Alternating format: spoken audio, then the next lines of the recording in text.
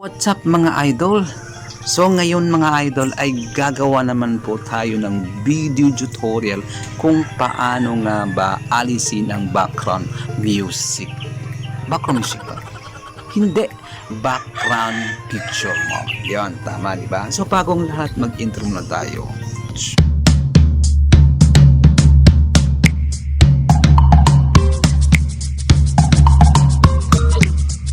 Welcome back sa ating YouTube channel.